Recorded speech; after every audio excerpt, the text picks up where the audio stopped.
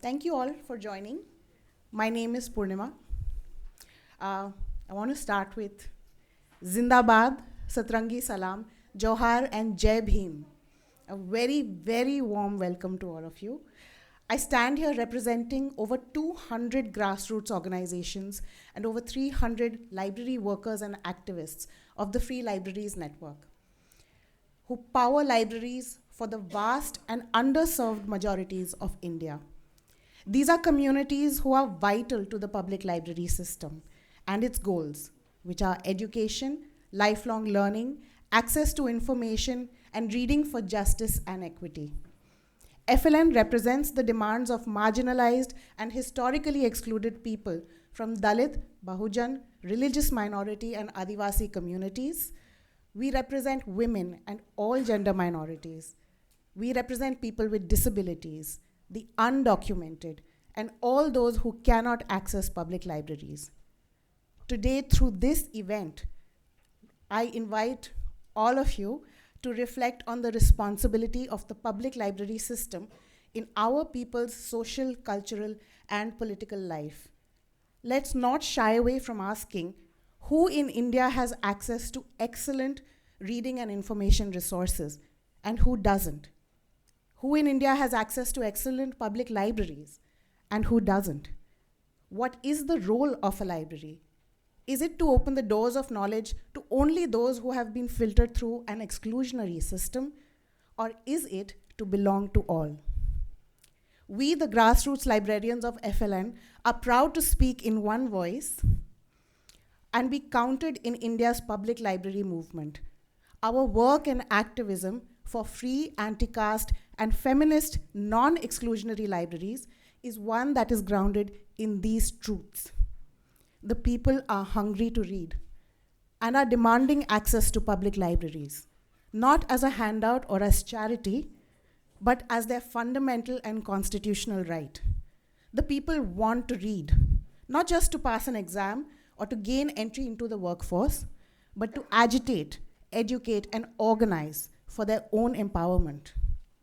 The people want more than just cold study centers that offer little more than tools to join systems designed to exploit their labor.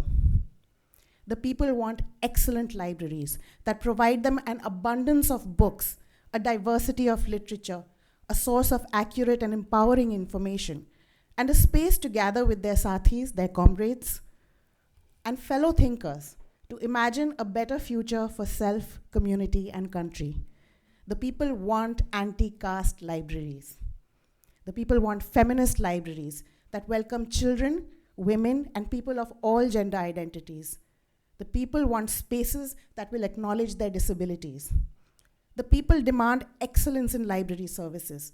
They want beautiful, warm, and inviting spaces with a collection of books so abundant, diverse, and relevant that it guarantees, to quote S.R. Ranganathan, for every reader her book, and for every book its reader.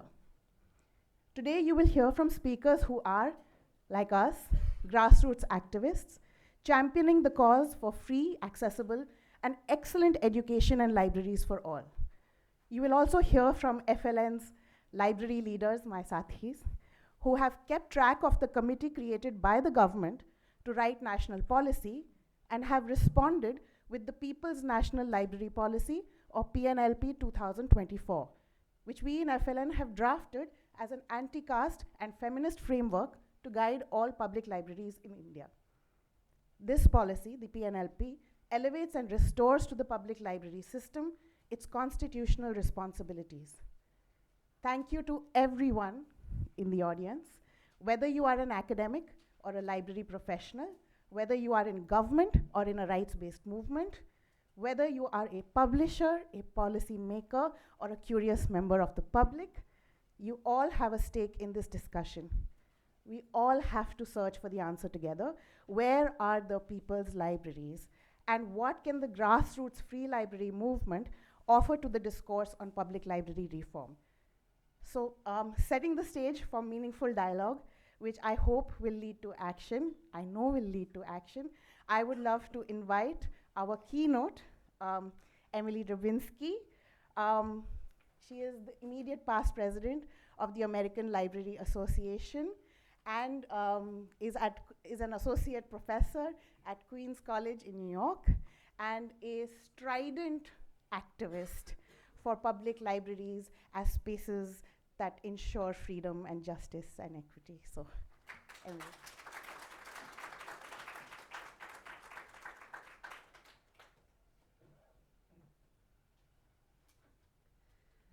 Thank you so much for that kind introduction, Purnima, and to everyone at the Free Libraries Network for the warm welcome I've received here in India. Conditions in the United States, as you may have heard, are very difficult and very challenging in this political moment.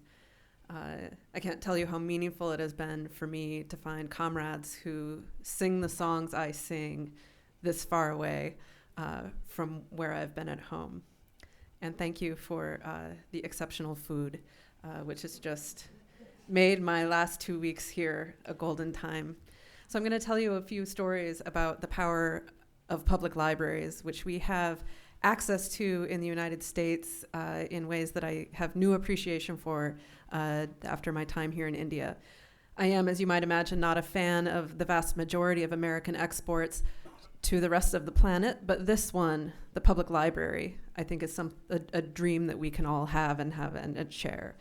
And it is under profound attack and threat right now in the United States, which means that my struggle back home is aligned with your struggle here for a better world, for the world we want and the world we need. In 1972, 2 dams built by coal corporations in the coal country of West Virginia, a state in the southern part of the United States, collapsed. Just days after they had been certified as safe by federal government regulators in the United States. They'd come to check the dams to ensure they complied with federal regulations, signed off. 2 days later, the dams failed. Floods of coal slurry spread into Logan County, West Virginia, destroying hundreds of homes, destroying businesses, destroying schools, public space, public parks, and ultimately killing 125 people. Last June, as part of my tour of American libraries, which I undertook in my role as president of the American Library Association, I was president. It was so exciting for a lesbian Marxist to be elected and voted into office in these difficult, challenging political times. My girlfriend thought I would never win, and that's the only time she's been wrong in our relationship. So we went to the small town that was at the center of the Buffalo Creek disaster, Man, West Virginia. Population 727. And as I've traveled around India, I've been here in Delhi, in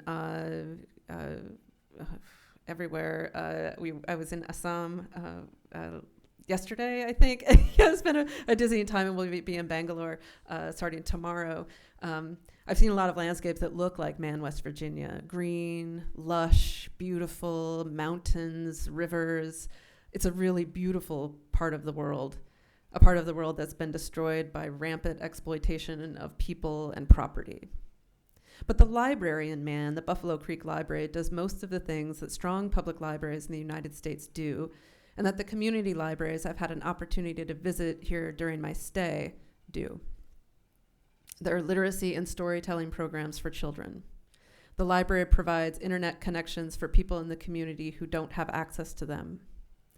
There are job service programs that connect adults to meaningful work. There's plenty of space for quiet study and also space for conversation. The library has a program that distributes drug overdose reversal medications to people.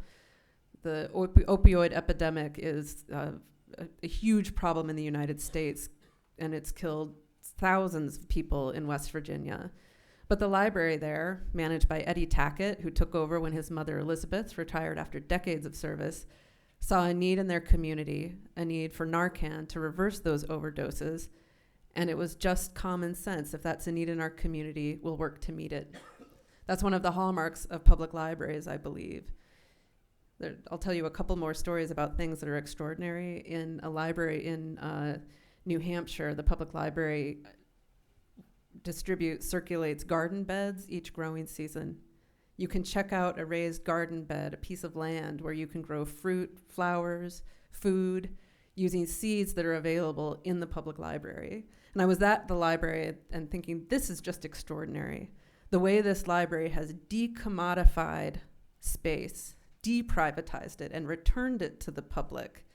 And I said, this is amazing. And the librarian said, well, next year, we're investing in a raised garden bed because people in wheelchairs or people who can't sit down in the garden can't grow things here. Now, this woman's not a radical, she's not a Marxist like me at all.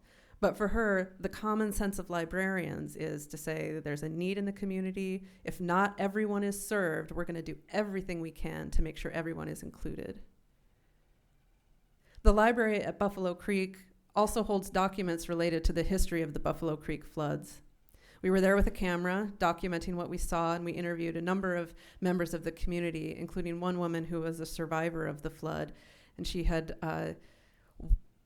been just a small child in 1972 and watched one of her uncles be swept away by the coal slurry from this private corporation, this profit-seeking mining company. And it was as if it had just happened yesterday, right? She was weeping. But the library there holds boxes and boxes of photographs of the flood, newspaper clippings, memoirs and private and public writing of people who survived the flood. And while we were there, we interviewed a local labor rights activist who's doing strong work to ensure that everyone understands the role that labor organizers have played in the West Virginia context to bring a union movement to the United States. And she put it this way: the library holds on to public memory until we are able to confront it. The Buffalo Creek Library is the best of what libraries can be. It is free to everyone at point of use. Anyone can use the library. I was in Assam, in Dibrugarh yesterday with comrades that you will hear from a bit later today, and we visited the district library in Dibrugarh. It was quiet, and quiet not because people were respecting the space, quiet because there were very few people inside.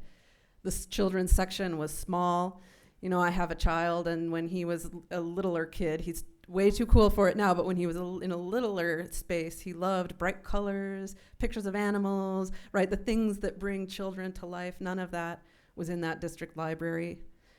The books were aging. And most importantly, the library charges 15 rupees to be a member. 15 rupees. And it's just 15 rupees for a lifetime membership, right? And so what does that matter? 15 rupees is a small enough number to be meaningless when it comes to the budget of the district library, which would, a bigger budget would improve the services and improve the space and improve the collection. 15 rupees once in a lifetime does nothing to impact that budget. It does everything to exclude members of the public from using that library. And in talking with people in the community, who you'll hear from later, it was clear that it's not just the fee, but also the paperwork required to become a member, that people need to